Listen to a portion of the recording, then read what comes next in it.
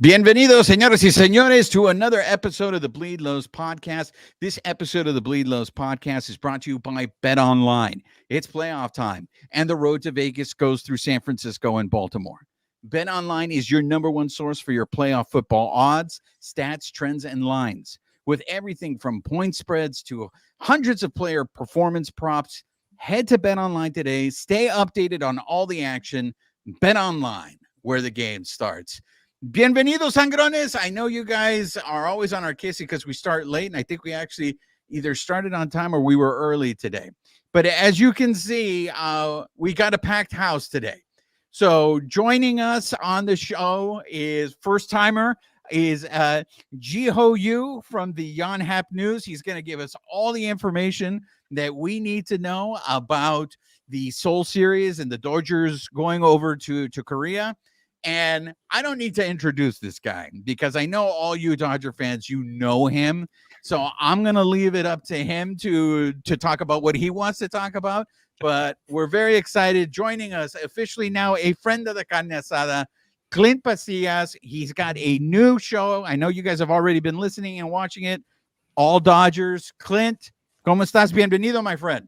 Hey, I'm thrilled. This is something that is way overdue. Life gets hard, life gets in the way, Dodger baseball gets in the way, or that's what we focus on. We're all talking a lot about the same things, but I'm happy to be here. I appreciate the olive branch of the invite to the carne asada because I'm hungry. Absolutely. So let's get into the comments real quick. Michael Negrete, Chris Frosaker, Alfonso, Los 17s, Dennis Gonzalez. Hey, I love this name. I be stroking. And then the ghost of Al Davis, Mr. Raider, Philip Lopez chiming in. All right, Jeeho, everybody wants to hear because as the ghost of Al Davis says here, he's setting his alarm for the Korea series. So I want to start off first with this, Jeeho.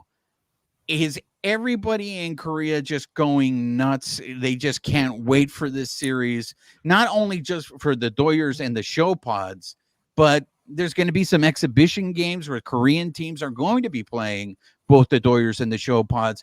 What can you tell us about what to expect this whole time in Seoul? Yeah, so there's a lot of excitement building up right now for the Seoul Series, the first regular season games of Major League Baseball to be played in Korea. So, and there's, this is a big baseball country. KBO, of course, we've got the professional league here. It's number one sport in the country. So, yeah, there's a lot of excitement. And Dodgers obviously have a lot of a Korean connection. I remember 30 years ago, Chan-ho Park became the first Korean to play in MLB, and he was with the Dodgers for a while. And of course, lately, Hyunjin Ryu had a really good run with the Dodgers. And also the Padres have a couple of Korean guys. Seong-Kim won a Gold Glove last year. And just earlier this month, they signed Woo Seok-go, who was a closer for the LG Twins when they won the Korean Series title this past season. So, look at both teams, good Korean connection, good Korean history. Dodgers potentially, I think, not potentially, perhaps the most popular Major League team in this country, most recognizable brand as well. So to have them play the regular season games here, a lot of excitement. And of course, as you mentioned, Shohei Otani, you might have heard of him, right? He signed a big deal. He's coming, potentially making the regular season debut as a Dodger in Korea. So there's going to be quite a bit of interest from Japan, which is right next door to us. So there's, it's going to be a huge deal. And of course, before the regular season games, these two teams are going to play some Korean teams. The Dodgers will play Seong-Kim's former team, the Kiwoom Heroes. And Padres and the Dodgers also will play the Korean national team that's going to play in a tournament later this year. So, so 4 games in preseason before the Dodgers versus the Padres on March 20th and March 21st in Seoul. So, Jeeho, you have to confirm this for me. Is there a statue of Chan-ho Park doing a spinning kick on Tim Belcher in Korea? And if there is, will there be a tour when we go to the Seoul Series to pay tribute to the great Chan-ho Park? Was it a spinning kick or a flying kick? You guys might make Clint. Was it a spinning kick? It had tinges of spin. I don't think Chan-ho was able to get it off fully, though. He was going for the full spin, though. All right, Jeeho. I haven't seen it. Okay, you haven't seen it. All right. I haven't Legendary. seen it, but One. yeah, if it's not there, it's long overdue then.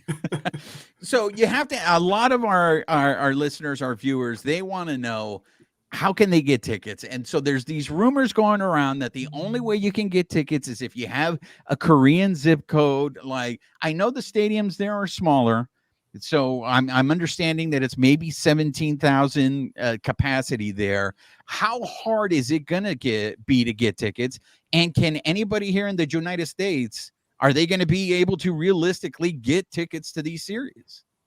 Yeah, like I really hate to break this to the audience, but that's going to be virtually impossible to get tickets if you're not in Korea, if you're not a Korean resident, and if you don't have a Korean mobile number. So basically, we've got this streaming service called Coupon Play. They are the official marketing and presenting partner of the series. So this is the official name of the series is Seoul Series presented by Coupon Play.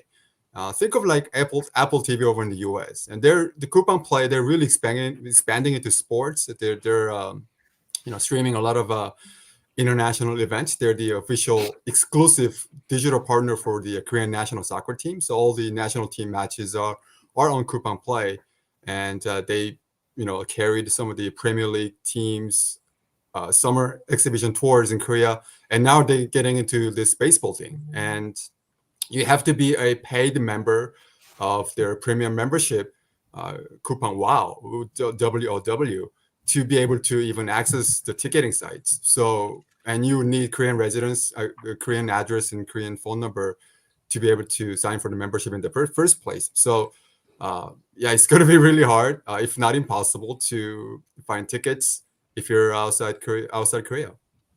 Canelo, you want to come in here? Yeah, Jeeho, thanks for coming on to the show again. You kind of mentioned his name earlier, Otani. Obviously, everybody in the United States knows him. Everybody around the world pretty much knows him. But, there is a history between the Korean Baseball League and the Japanese Baseball League, especially we saw in the WBC where it was a little bit one-sided. How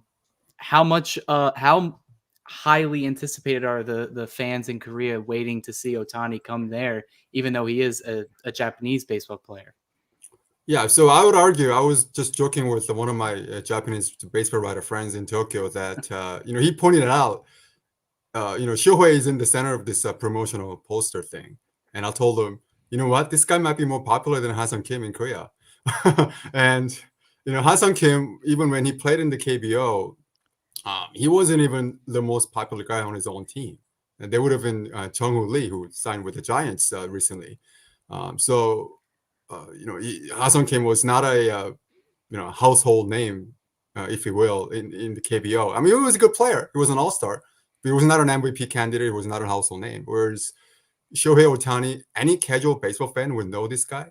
And the fact that he plays for the Dodgers, and the fact that they're coming to Korea to play, and he might be making his regular season debut as a Dodger, that's a big deal. And I'm not surprised that they put him in the center of this the poster. And before he signed with the Dodgers, the promotional thing would feature Freddie Freeman, Mookie Betts on the Dodgers side, and would have been Juan Soto and Manny Machado and Ha-Seong Kim on the Padres side. Of course, Soto got traded, and I think Freeman got taken out in favor of Otani after Otani signed. So it was a Mookie and Otani on the Dodgers side, and I think it was Fernando Tatis and Ha-Seong for the Padres. So, but yeah, Otani has been, I guess,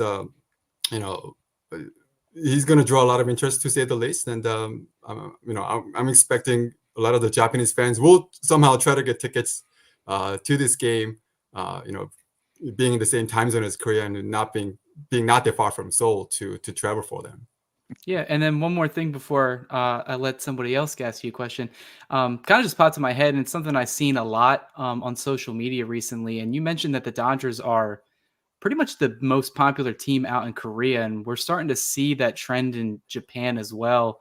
How much popular have the Dodgers gotten over teams like, I would say maybe 10, 15 years ago, the team you would think of as a worldwide brand would be the New York Yankees.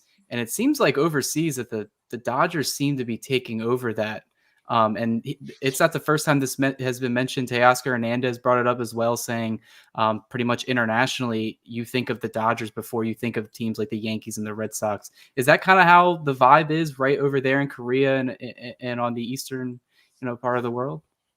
Oh, no question, and especially with some of the recent success of the Dodgers, right? They haven't missed any postseason since like way back when. So it kind of coincided with Hyunjin Ryu signing with the Dodgers in 2013, and then Clayton Kershaw's like MVP Cy Young seasons. We're getting whenever a prominent Korean player was with the Dodgers, you would get live games, every game 162 on Korean cable, and you're able to watch full game on demand later on if you're not able to kind of sneak in in a game during your workday. So there's a lot of exposure just simply because Dodgers have had a lot of the Korean players before, and people who didn't know much about Major League Baseball got to learn about MLB when Chano first went there, and then when Hyunjin signed there, and then had a good run. It really kind of took off. So yeah, I mean, it's the Dodgers, and then kind of tier below would be the Yankees, maybe the Red Sox,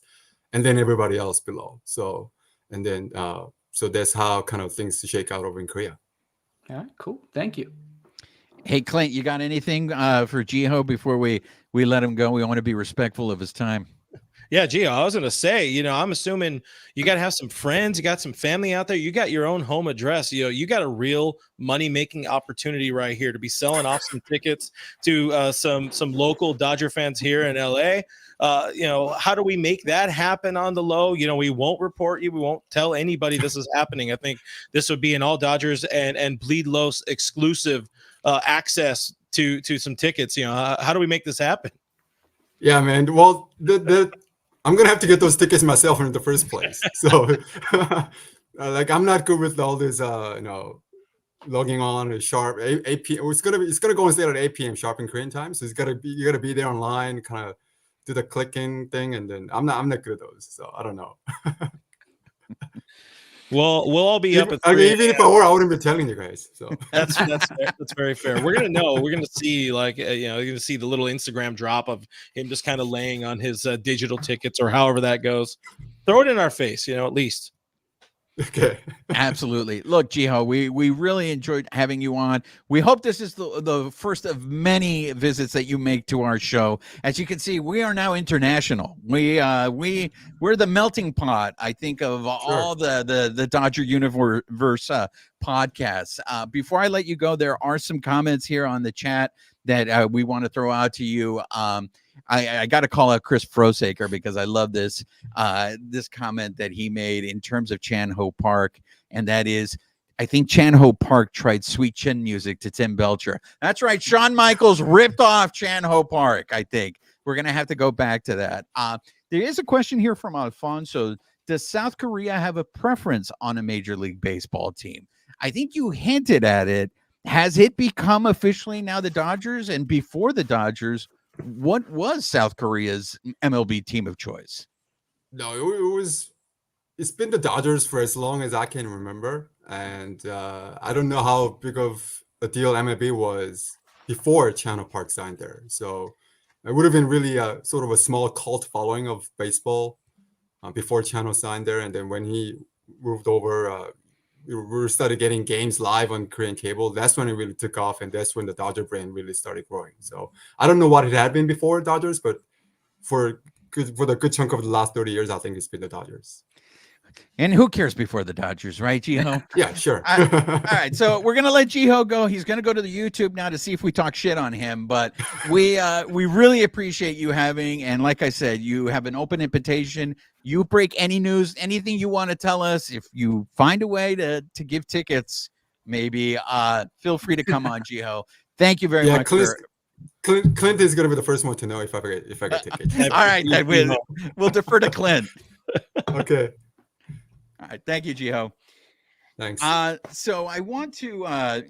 We had Clint on the show here, guy, and I can see all the love that Clint's getting on the live. Before we start talking about Dodger stuff, Clint, I do want to talk about your show, All Dodgers, and I don't know how much you want to get into it, but I mean, everybody here knows where you came from. But going on your own, Clint, how does that feel? Were you nervous, or was this a move that was long overdue and you were looking forward to going on your own?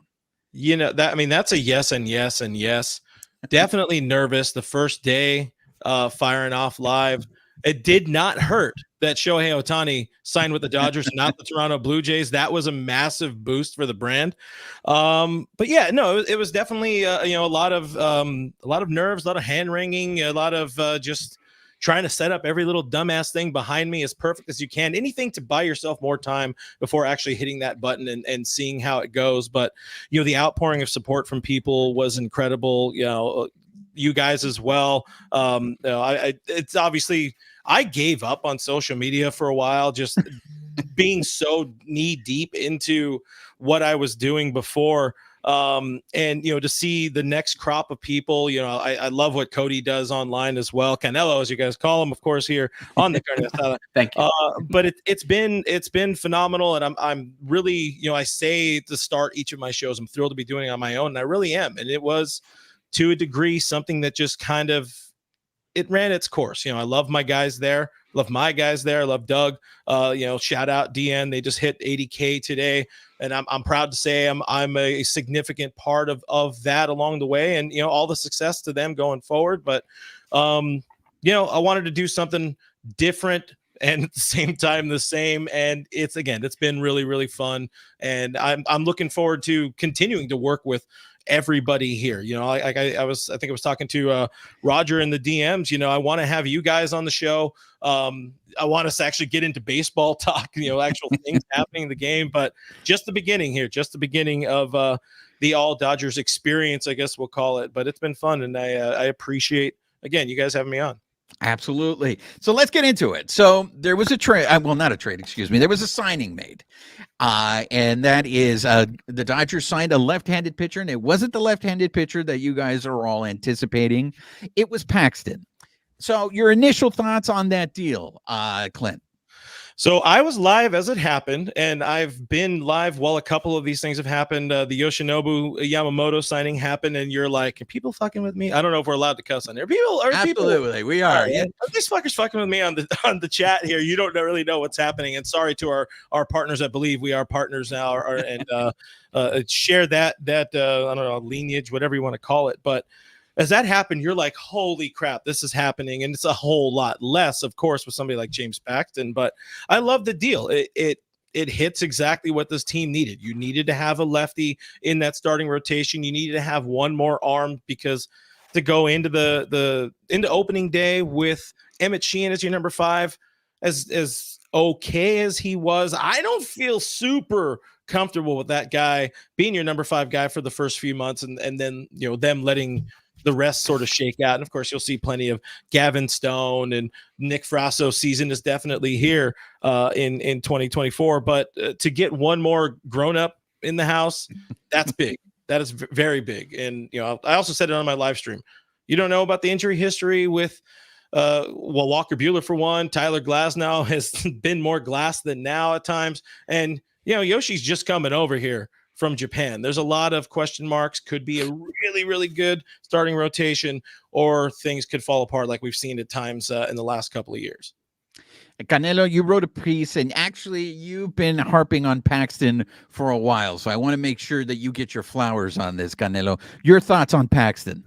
Yeah, when we were doing the trade deadline episode last year, I threw around Paxton's name. I wrote a piece saying, what are some starting pitching options that the Dodgers should get, and Paxton was one of the names that they were heavily rumored with. He had a really good first half of the season. I guess you could say they kind of dodged the bullet, because he did kind of like falter in the second half. He ended the season missing pretty much all of September with knee inflammation. I think the good thing about that, in front of the Carne Asada, Rob Bradford, he said all the injuries that he had throughout last season was nothing like to do with his arm or his elbow, which that was the big thing that kept him out all of 2022. This is a guy that still threw 95, topped out at 98 miles per hour, and is a left-handed pitcher. Obviously, Clinton hit it on the nose. this guy's biggest issue is just staying on the field. In the past 3 seasons, he's only barely got over 100 inning pitched, and almost all those innings were from last season where he had 93 innings. But if you can get a lefty in the rotation that slots in as your 4, your 5, I am also on board with what Clint's preaching here. I love Emmett Sheehan. He does have a lot of, we've talked about it, his upside for his future is astronomical. But one of the things is that they are going to track his innings. They are going to track Tyler Glasnow's innings. They are going to track Walker Buehler's innings. He's going to be, they've already pretty much confirmed that he's not starting the season on time. He will be delayed. But specifically about Emmett Sheehan, last year he pitched a total of 123.1 innings through the minors and majors. That's 3 times more than he's ever pitched in his entire professional career. That's something the Dodgers are definitely looking at right now. And if you look at the rotation on paper, it's elite. I've argued that it's arguably the best rotation on paper in baseball. But there's a lot of risk with that, and there's a lot of health risks. And the Dodgers, they don't care about what the rotation is looking like in April, like May, and maybe even June. They care about this rotation in October. And if they can get all of these guys healthy, and then possibly Kershaw coming back healthy in August, if he does pitch this year, that's what they want right now. And Paxton, if he can stay healthy, he is definitely a guy that can give them, look at 2019. He was an innings eater for, I believe he was on the Yankees or the Mariners that year.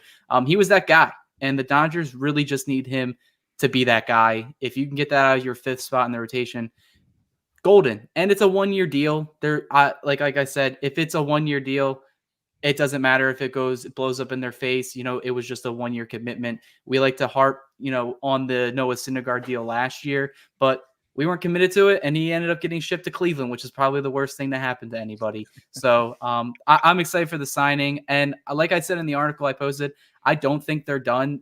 I really think I'm going on David Vassay's route. I think they probably got at least 1 or 2 more moves left in them in terms of pitching. So, and it's going to start ramping up in these next couple of weeks, hopefully. Canelo, I want to follow up with you. You said 1 or 2 moves. The ghost of Al Davis, Mr. Raider, Philip Lopez coming in here. Since Paxton signed and that 1 spot is now occupied, where does that put Kershaw coming back and signing back with the Dodgers for 2024? Those 1 or 2 moves that you're talking about, does that involve Kershaw? Because I know you've been on record as saying you don't think that signing's coming until they can move him to the 60-day. Yeah, I think a majority of the signings don't come until that 60-day IL opens up.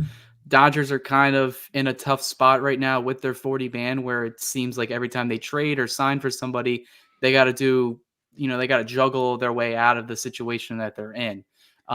That's going to be the case here. Once Paxton's signing's made official, which should be in the next couple of days, that the 40 man will be set right at 40. We talked about Kershaw a couple episodes ago, saying once that 60-day IL period opens up, that's more than likely when he will re-sign with the Dodgers. There's going to be a couple other guys that are getting moved to the 60-day IL as well. Dustin May's definitely one. Tony Gonsolin's another. Those 2 guys, Gonsolin's more than likely not coming back at all next year. And Dustin May, we saw them try to get Buehler back, and he didn't make it his debut at all. That's probably the situation May's in right now as well. So that frees up 2 spots right there. And then I saw a couple of people saying Andy Pages, he could be a potential guy to put on the 60-day IL.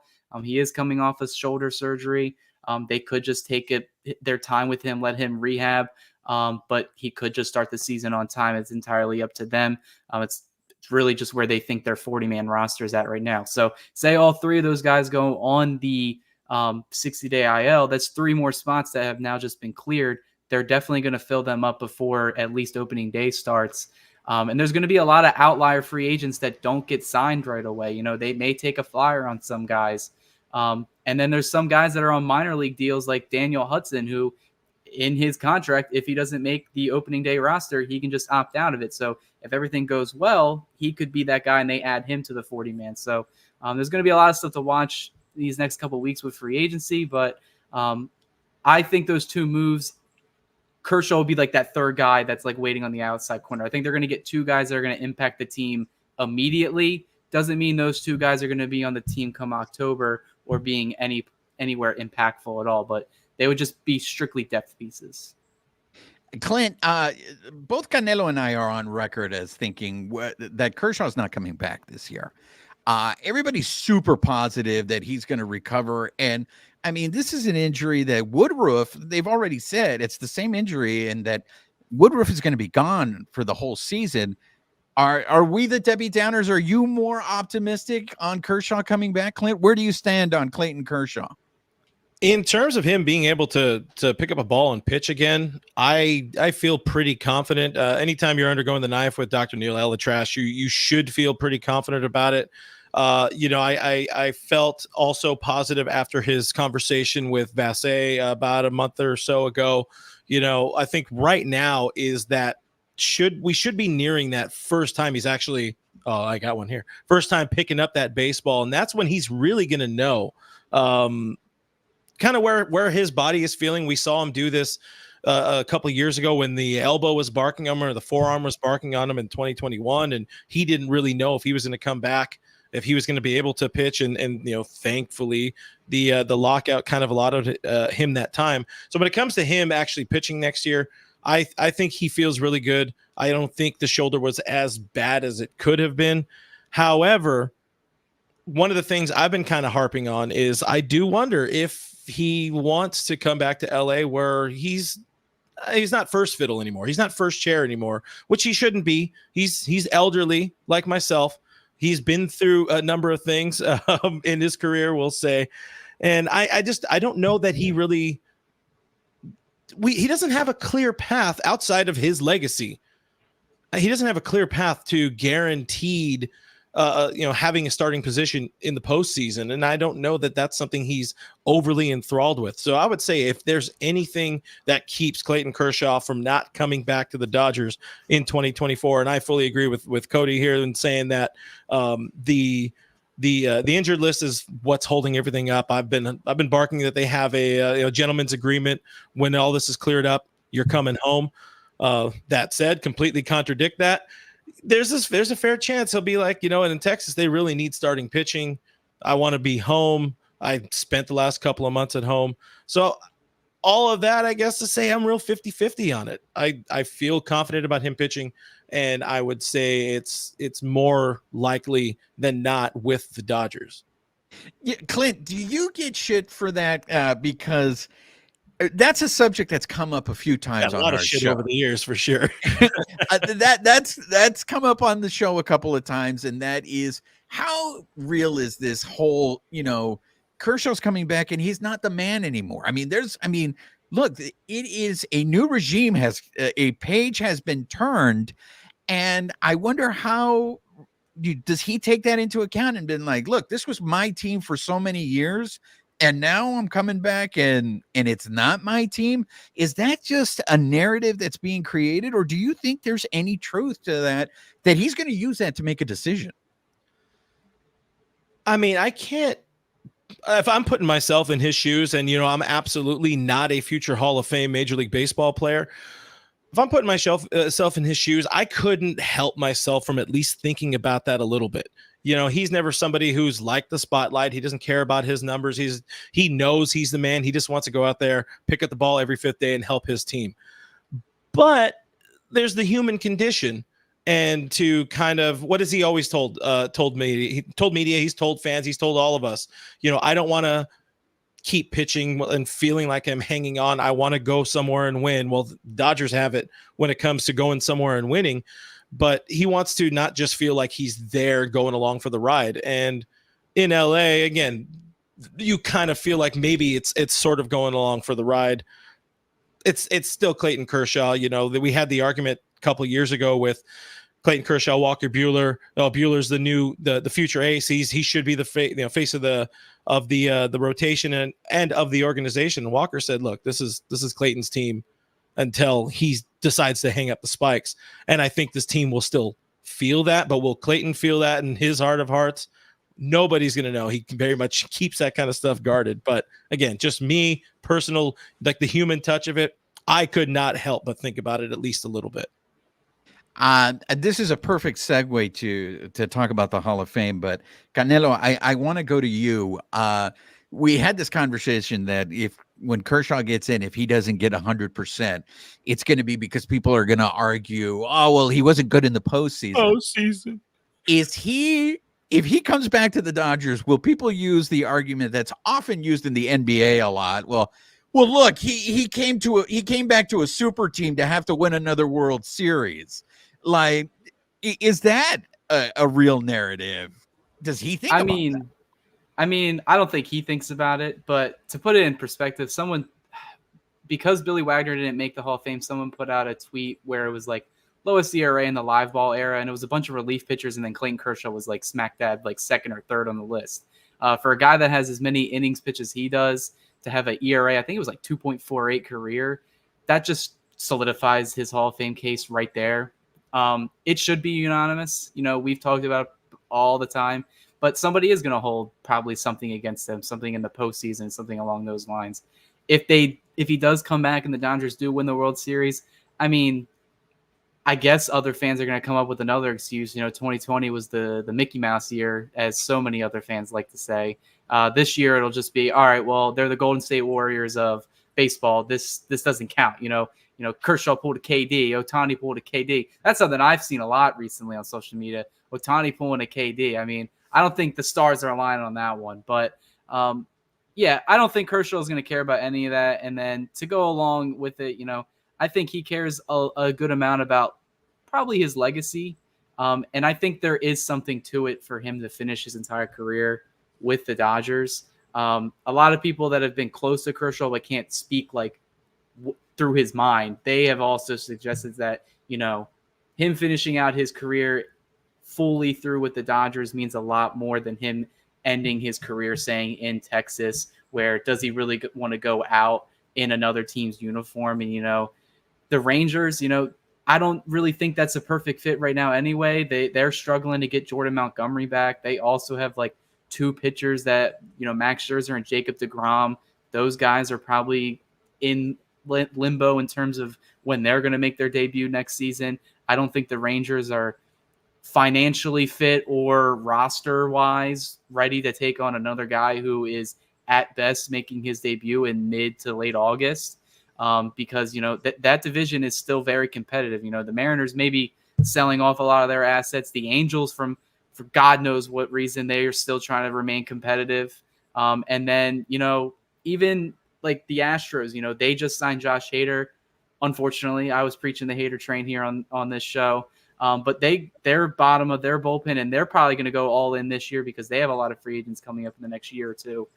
So it's an extremely competitive division. So even though the Rangers just won the World Series, it is extremely hard to win back-to-back titles in any sport, but baseball is probably the hardest. And they are not even guaranteed to make the postseason next year in my mind, and that's saying something about their division. So I do think Kershaw comes back, but just because it's good for the storyline. It's good for the Hall of Fame resume, I want to talk about the Hall of Fame. I want to get Clint's opinion on this. So 3 people got into the Hall of Fame. I thought it was going to be 4. I thought it was going to be 4, but 3 people got in.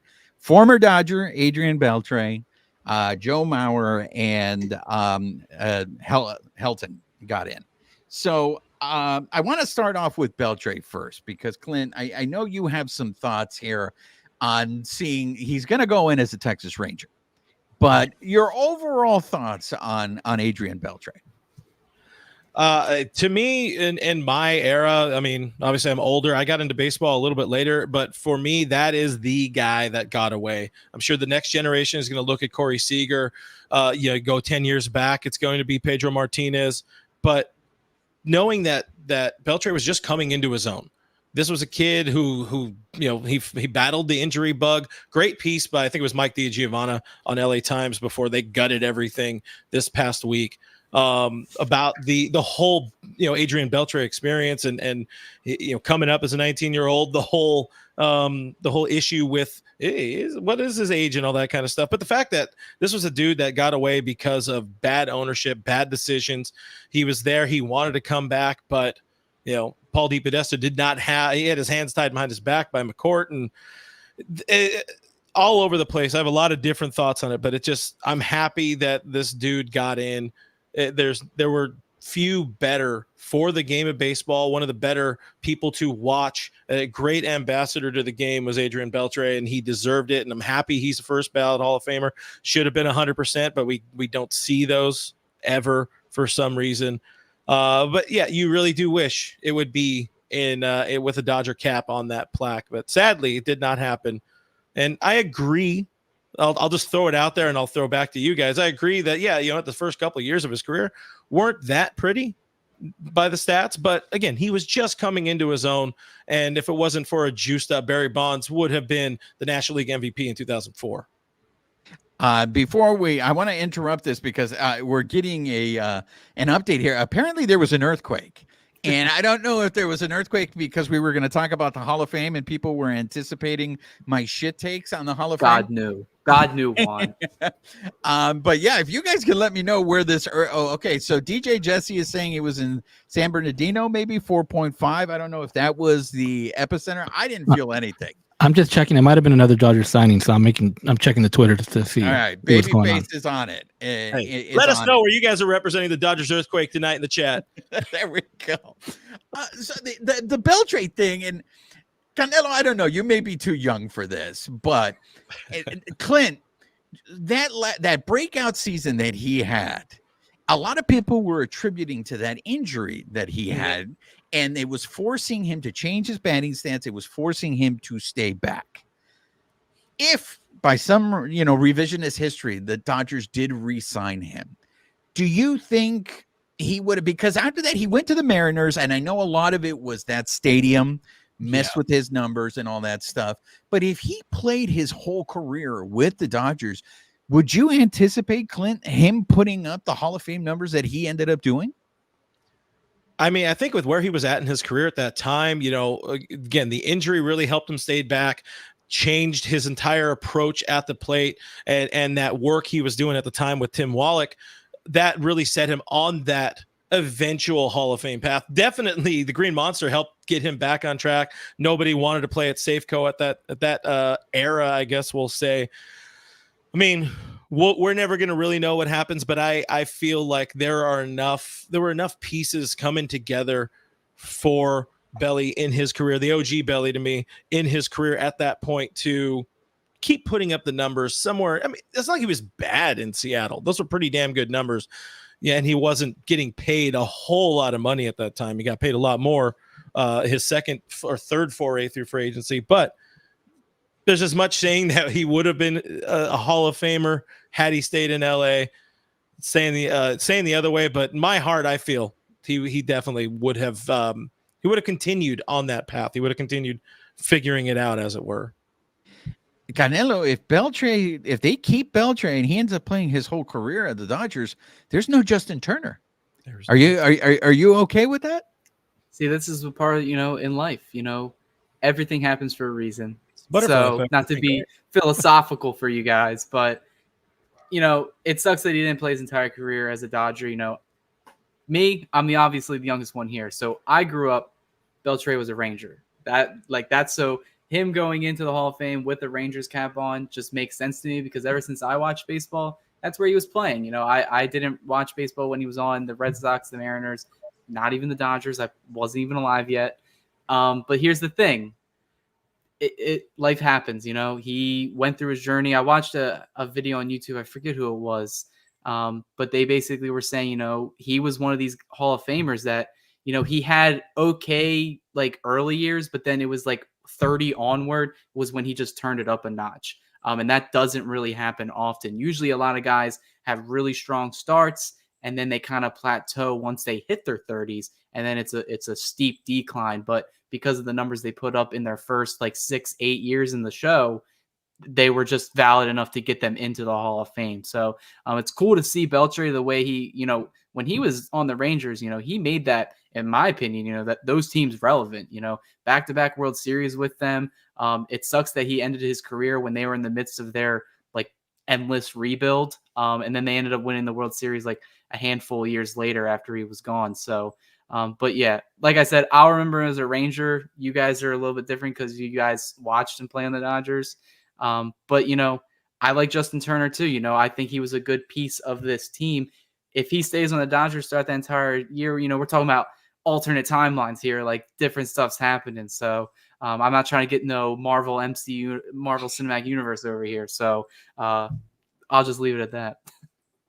I want to go to the chat real quick because if you make a wrestling reference, your comment is going to get read. So Pablo just said, in regards to the earthquake, it's the natural disasters coming for Juan for his Pucamania post. Now would be a good time for those of you. The natural disasters was a tag team with the earthquake and typhoon. So Pablo, that's a great poll there, and I'm just going to be quick. We're going to go back to Dodger talk, but I do just want to recognize that it was the 40th anniversary of Hulkamania, which I refer to as Pucamania. And for years, I've had to live with the trauma of that guy burying wrestlers because he refused to do business. He's a showboater. He had lust for Elizabeth. We can't deny it. It's obvious. Go back and watch the videos. He was the luster. He wasn't the Hulkster.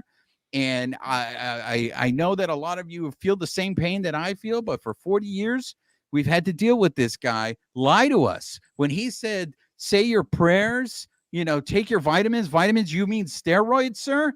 The guy had to cut his shirt so he could rip it. Go back and watch the videos. There's a little cut at the top of his shirt here so he could rip it. Supposedly, this guy with 24-inch pythons needed to rip his shirt in order to rip. No. Look, I feel bad for those, but you guys are all in my thoughts. And it's gonna. Hey, Casal, if you're friends with Hulk Hogan, and please let it get back to him. We'd love to have Hogan come on the show and have this conversation with him. Louis, you are preaching, my friend. You are preaching. With Macho Man and Ricky Steamboat, it was the greatest match of all time. Absolutely. WrestleMania 3. Just an option, fire take. That's right. So I know there's people out there that agree with me. They're just afraid. They're afraid because let me tell you, he showed his true colors when he turned on Sting and Lex Luger and the rest of WCW, and he went to the black. That's who Hogan was. There's no coincidence that the guy picked the colors yellow and red because he was yellow. And all the ham and eggers and all the humanoids out there, they will agree with me. Chris Frosaker over here, Hogan is a bum. I just want to say, I know this was a tough time for a lot of us. 40 years of having to listen to this. We're going to go back to Dodger talk, but again, anytime you throw in a wrestling comment, your comment is going to be read. Clint, by any chance, are you a fan of the male soap opera? I never really caught my fancy, but I feel, and I don't know if this will translate to you guys, but I feel like you needed an explosion for that. I don't know if it made it through. It felt right. I appreciate that, sir. Let's go back to this Hall of Fame talk because there were two other people that got into the Hall of Fame. For me, Adrien Beltre was the no doubter. I knew he was going to go in there. I saw someone in the chat say that he was the only person that should have gotten in. Now, I know that people here disagree with my take. I want to get comment that one. Did you comment that? All I'm saying is this, and that is, for me, the Hall of Fame should be reserved for no doubters. First ballot. If you get in on the first ballot, it's either he's a Hall of Famer or it's not. That's the way I look at it. So I'm going to, before I throw to you, Clint, I just want to throw this out there to support my argument as to why I feel this way. Including Maurer and Beltre, who were first ballot Hall of Famers who got in, there have been 60 players that have gotten into the Hall of Fame on the first ballot. There is a total of 273 players in the Hall of Fame. To me, this is what the original intention of the Hall of Fame was, in my opinion, was for the elite. And I know, Babyface, you were watching MLB Network when they were making the comment, and that guy Costas was stealing my whole shtick, saying word for word the stuff that I've been saying, that, there's nothing wrong with the Hall of Fame. And I feel with getting, good players not making the Hall of Fame. And I feel bad because now people are going to take it as I'm crapping on Joe Mauer. I'm crapping on Helton. Look, those guys got into the Hall of Fame. That's a great honor. I'm not going to do that. My big problem is with the voting process. I have issues with the voting process. And that is because 10 times it's like through the years they've given more opportunities to put more people into the Hall of Fame. You have the Veterans Committee, you have this committee, the Modern Era Committee. I feel bad for guys like Billy Wagner. The guy missed it by 5 votes. Now everybody's saying he's going to get in next year. Well, if he's a Hall of Famer this year, why does he have to wait until next year? And the problem is this: because you've allowed other people in the Hall of Fame. If you look at Billy Wagner and let's say you compare him to Goose Gossage or you compare him to Bruce Sutter, he has more saves than those guys and he has better ERAs than those guys. Now, the issue at hand, people will argue back and say, well, those guys pitch more innings than Billy Wagner. And that's my problem is, okay, if we're going to sit here, we're going to debate everything, then they shouldn't be in. It should be just reserved for people with no doubt. So, Clint, I want to hear your thoughts on the Hall of Fame and this whole voting process. I mean, you say a lot there that's hard to disagree with. I'm okay with the 10 years. It was 15 for a while. I'm less okay with like the Golden Era Committee and all of this kind of stuff. Although I agree that there were probably some dudes that were missed along the way, but there are only dudes that are missed along the way because of the stupid way you have to vote, where you only get your 10 votes and okay, well, this year I can't vote. Hopefully other people vote enough to keep Chase Utley on the ballot so we could consider him next year or whatever. If you're a Hall of Famer, you should be a Hall of Famer. They shouldn't need to either, tease you and make you feel bad because you weren't kind to the media, or you got a DUI in Todd Helton's case, but we don't need to get into that. You should just be a Hall of Famer, and it should be, if it's not the first year, maybe within the first 3 years, and that's about it. But yeah, kind of stringing it along. And when did Helton get in? This was his 7th ballot, I think it was. Maybe a little long, maybe a little bit. He should have already been a Hall of Famer. And yeah, every team, every player has their own story. He's a Hall of Famer based on what he did for the city of Colorado and that organization. You can be a Hall of Famer based on that. But to make it like string it out and for very just dumb reasons that are there because they decided, oh yeah, everybody just gets 10 votes and that's about it. I'm less for it.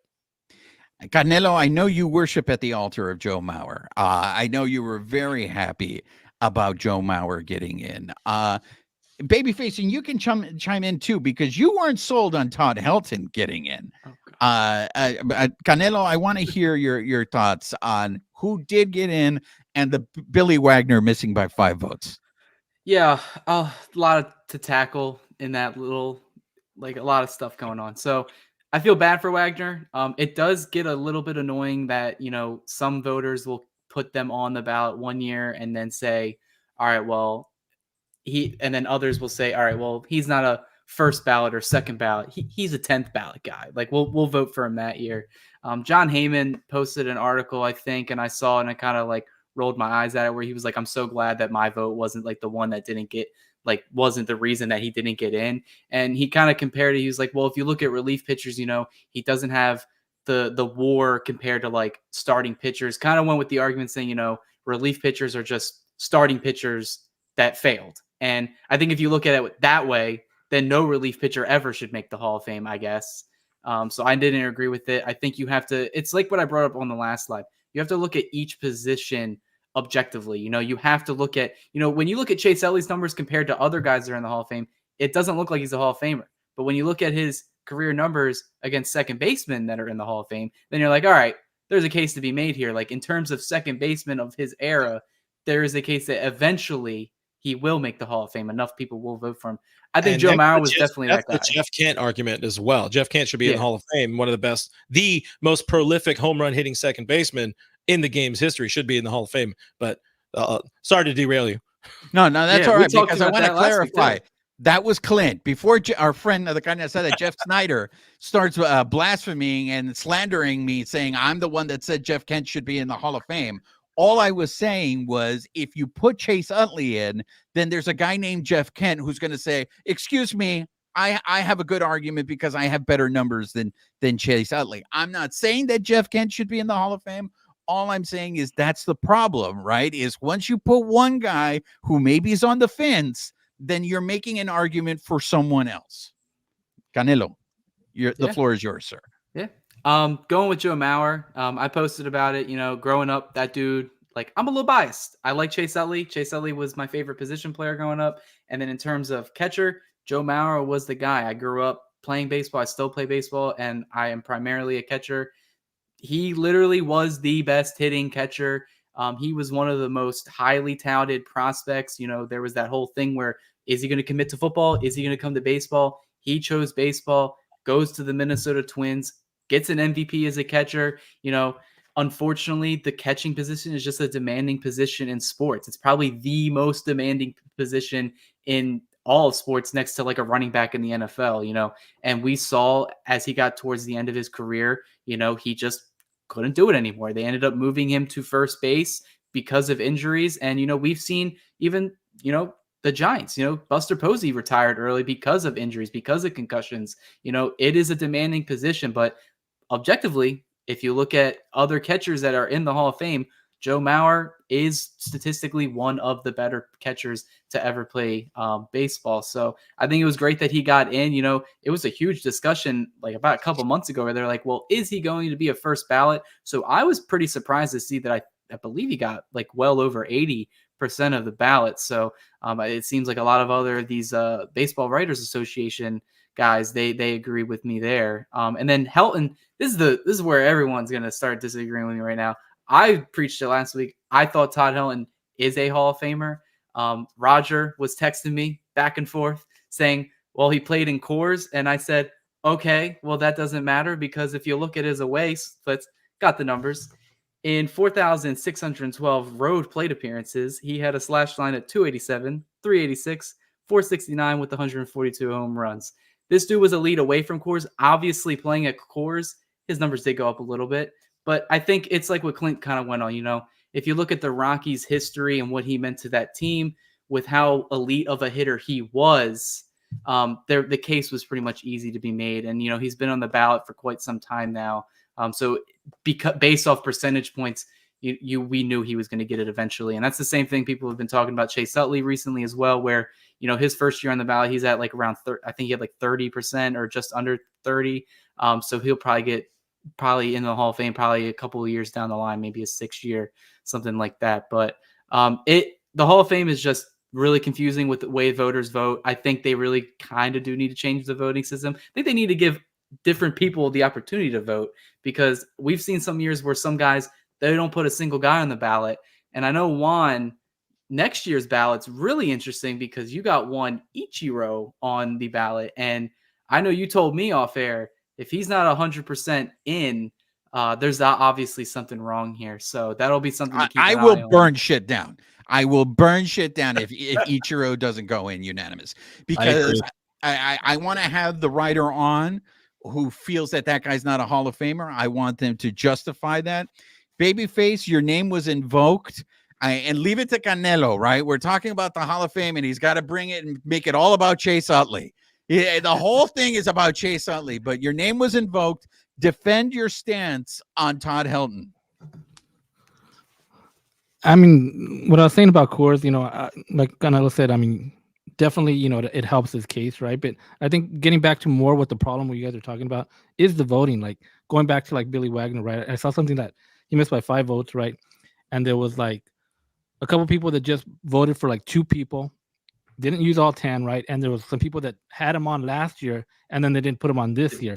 So if he would have got those 5 votes, he's in, right? So I think that's where the problem is. Like, if you're gonna vote, I mean, you at least vote for everybody, right? Or I mean, I think that's where the problem's at. And you can't just like, you know what, I'm not gonna vote this year, because there's been guys that, you know what, screw it, I'm not voting this year, and they have a vote and they don't do it.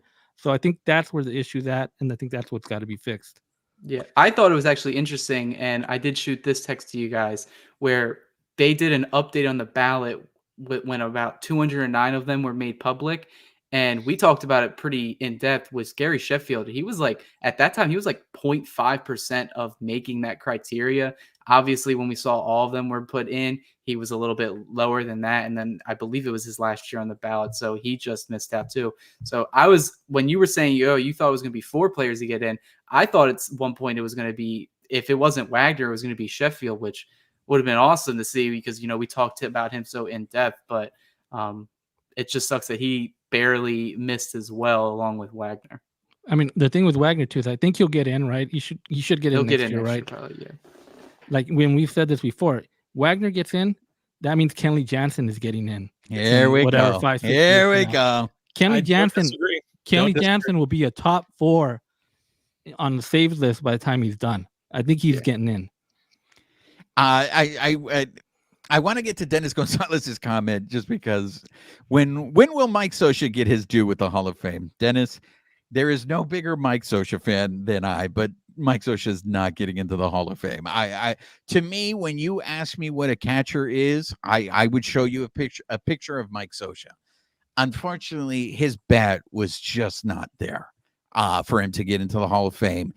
Clint, do you agree, disagree? I agree that there should be a Hall of Very Good, and the Dodgers kind of made their own makeshift Hall of Very Good with the Legends of Dodger Baseball, where Mike Scioscia got inducted, but no, Scioscia's not a Hall of Famer.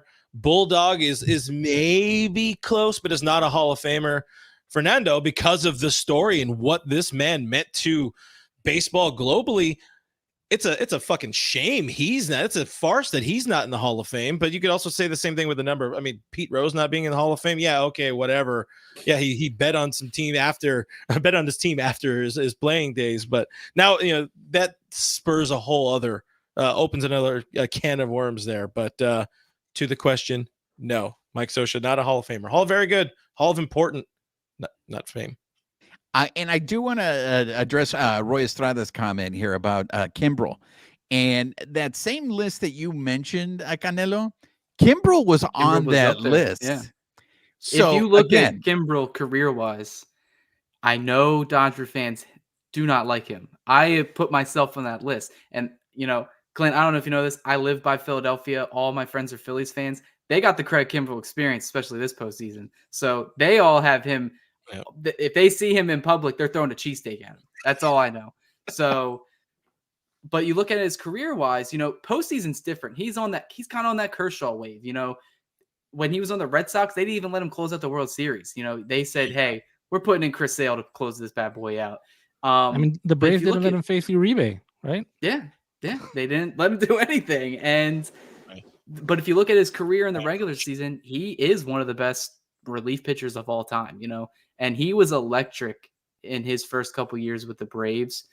He was really good with the Padres for his short period of time. He was really good with the Red Sox.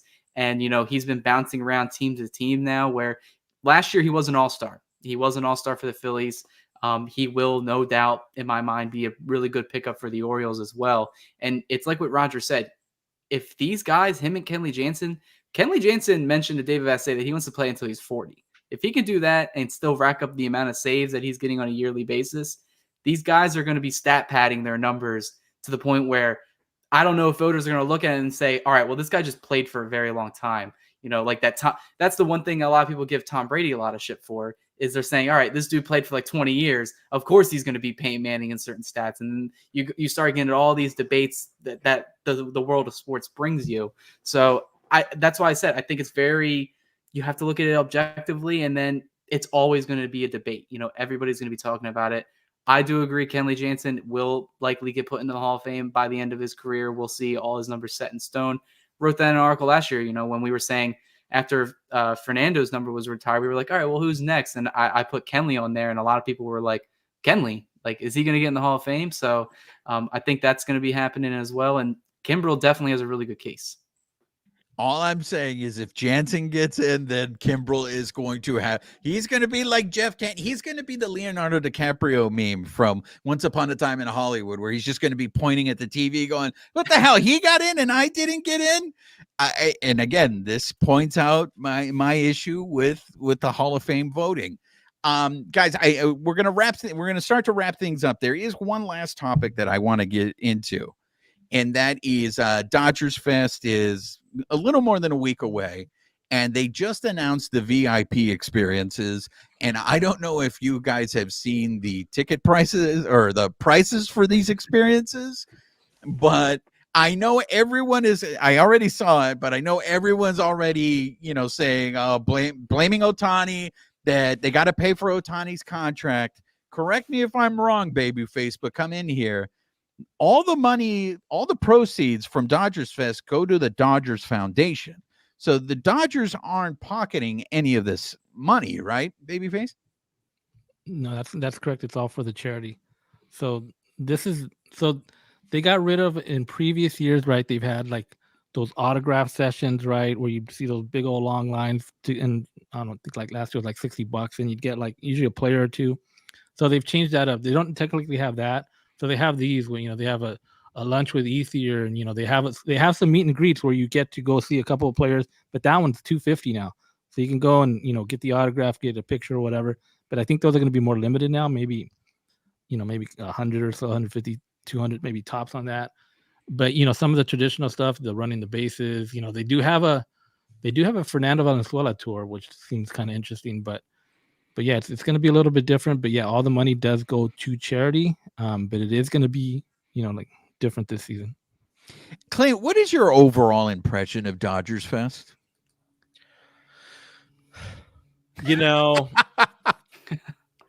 I liked FanFest. I think they nailed it last year. Their first year being able to do it out in the new Centerfield Plaza, people going onto the field.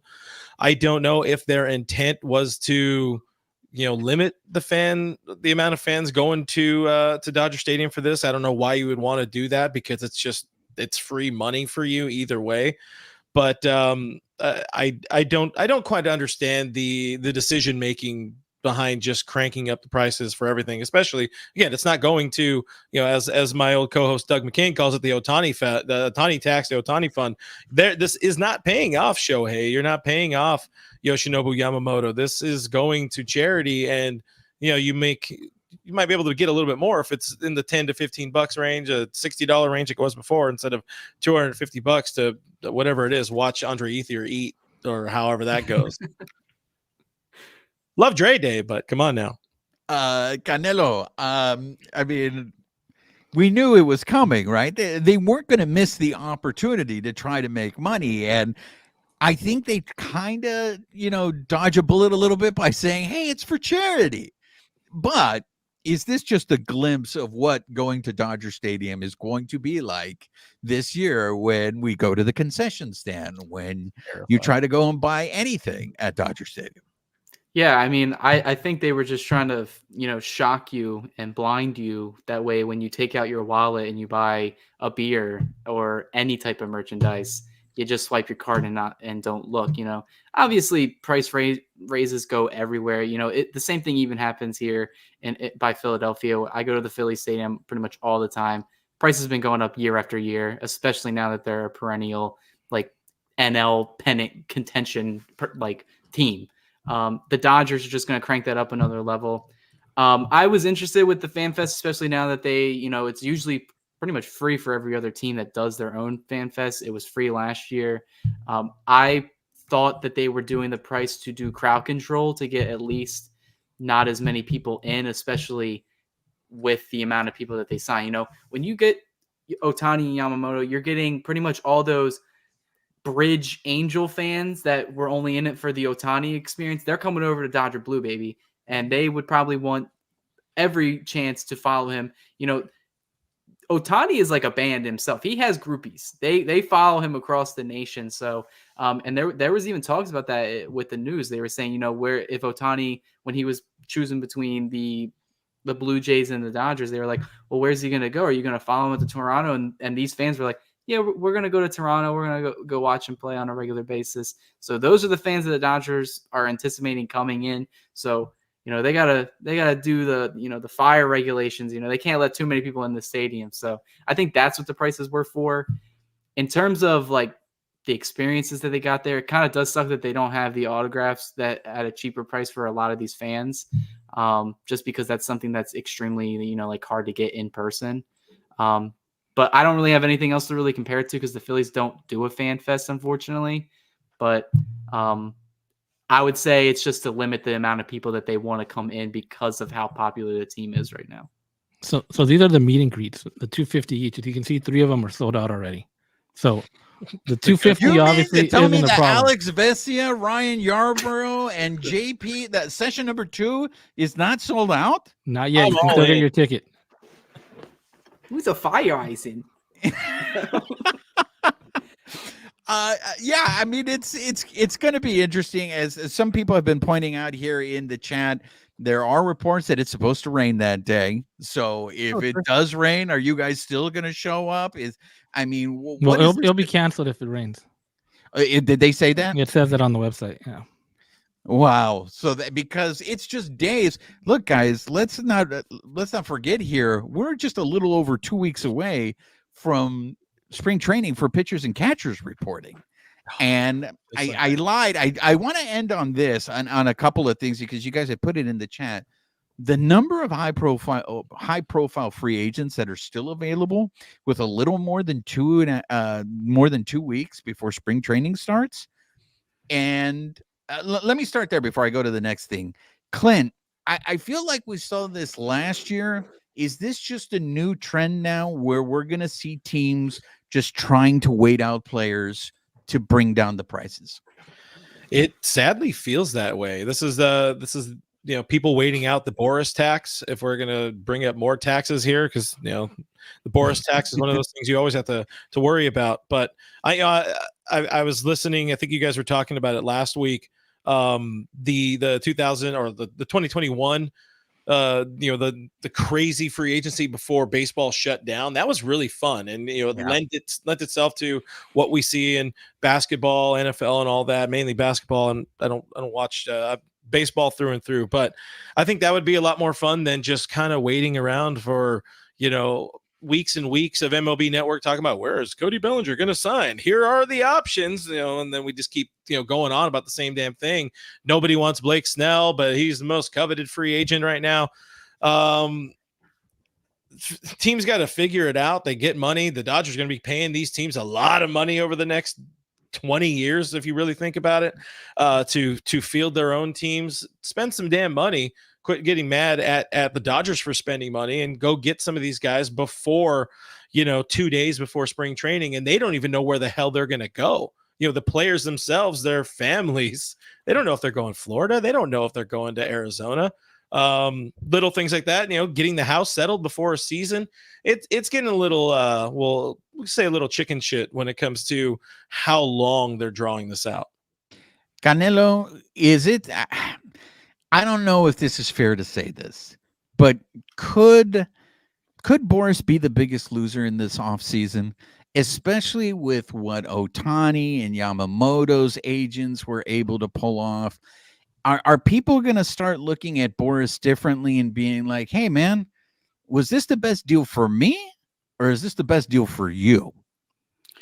Yeah, I mean, it's no secret that I'm not a fan of Boras. Obviously, if you're a player, he's a player's agent. He's looking to get these deals. That's pretty much who's holding up the market. It is Scott Boras. A lot of these big free agents, their agent is Scott Boras. He is looking to get the prices that he wants for his players. And obviously, the big one is Cody Bellinger in the position market, and then it's Blake Snell in the pitching market. Once those guys sign, there's really only a handful of teams that can be involved in those guys. But they set the market and the prices for the positions that they play, and then the rest of it trickles down. The thing I love about baseball, this is probably why Clint and I, we're baseball through and through, like he said, is that a lot of these baseball players, their mentality, they are not going to sit out the season. They are not going to drag this out. Baseball players are, and like just from playing myself, they are very like time management, and they are on a routine straight like right now. They want to know where they're going to be playing. So you're going to see a lot of these players just, I guess, take the L and just either sign for below what they were expecting, go the Teoscar Hernandez route, maybe go for a 1-year deal, and then just say, all right, well, next year I'll try it again. I really just want to get to a team and start playing. Maybe we can talk extensions down the line.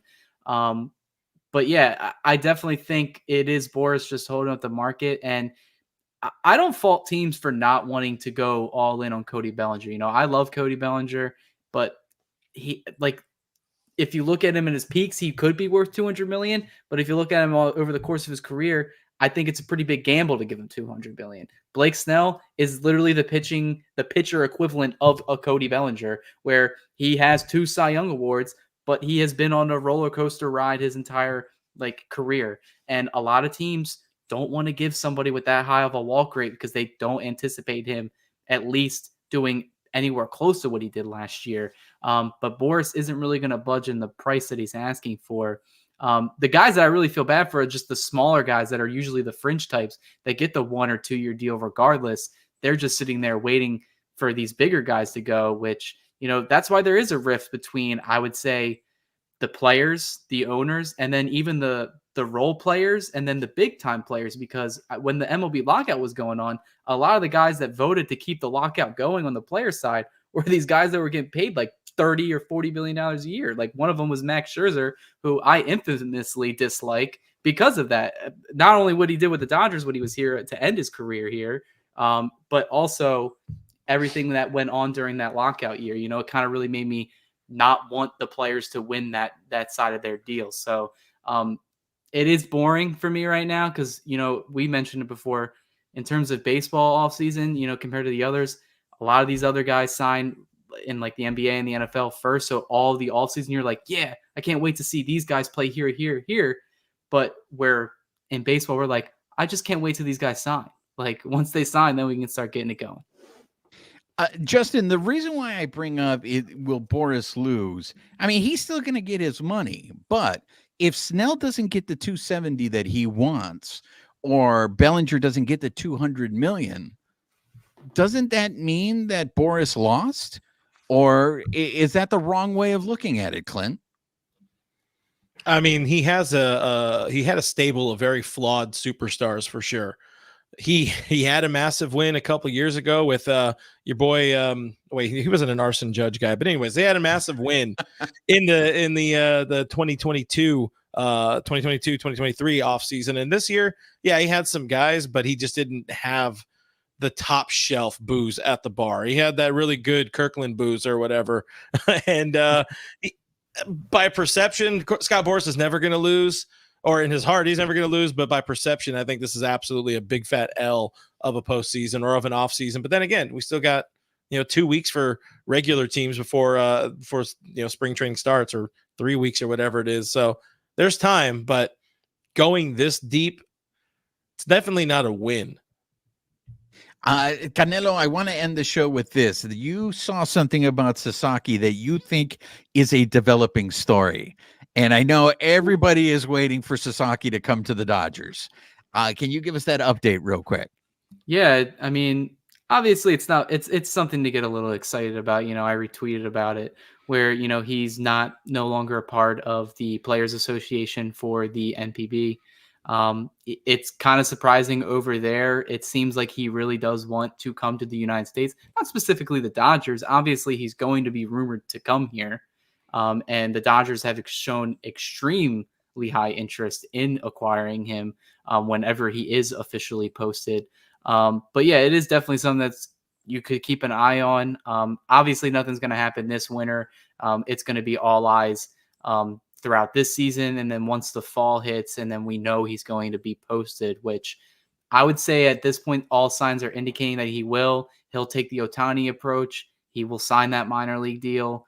And the Dodgers or whoever gets him will get him for, under league minimum salary for those first 3 years. And then he goes through the arbitration process. So pretty much a bargain for any team that gets a pitcher of his caliber. So it's definitely interesting to watch, just, I guess, to see him showing some frustration with him wanting to come to the MLB.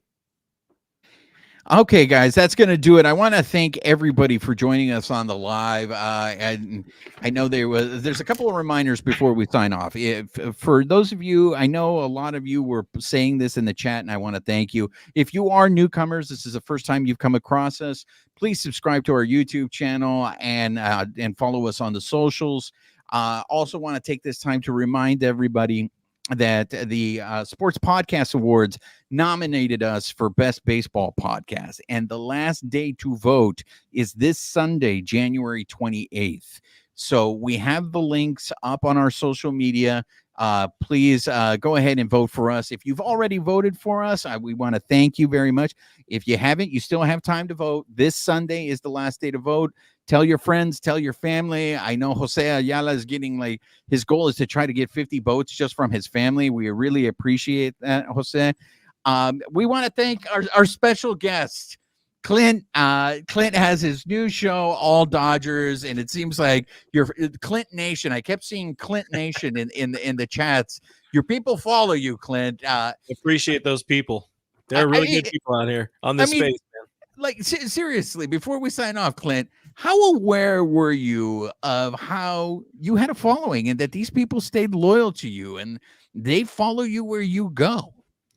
I'll be honest, at where I was towards the end of my time there, I didn't really know. It was all, it was all punch in, punch out almost feeling, and you kind of lose the love, lose the spark. You just feel like you're going through some of the motions, even though I always gave my heart and soul to the show. But it was, I guess it's heartwarming. I've said heart a lot on the show, but it was definitely heartwarming to get the outpouring of support, even if the people haven't found me yet and subscribed. Still some of the DMs, the people on social, the texts, and all that kind of stuff from great people I've met along the way in the industry. It's really cool. And this YouTube space is a really, really good space, and I'm happy any people who happen to know me bounced over here, because like I told you guys in the chat, I've watched what you guys have done over the years, and I appreciate the hump, the hustle, the consistency. You guys do it right, and I'm happy to keep doing this together, man. I think it's going to be all fun, and we'll bring more of Clint Nation over this way. Obviously, I want to end on this. Louis Z. Clint talks in his real voice and tells it like it is. I'm not going to take that as a dig to somebody, but I'll take it as more as a compliment to you, Clint, and City Boy Chad. Clint bang or don't bang? If we're talking about the person I think we're referencing, that is 100% him, and I love him for it. From the second my guy wakes up to the minute he finds time to sleep, that is 100% my guy. So there you have it. So once again, guys, please make sure you're subscribe to Clint's channel. If this is the first time you're seeing Clint on our show and you don't know, he's got his channel, subscribe to it. So yo así su servidor, Juan Ramírez, de parte de mis colegas, Canelo and Babyface. Nos vemos para la próxima. This episode of the Bleed Lows podcast has been brought to you by betonline.ag, where the game starts. Nos vemos.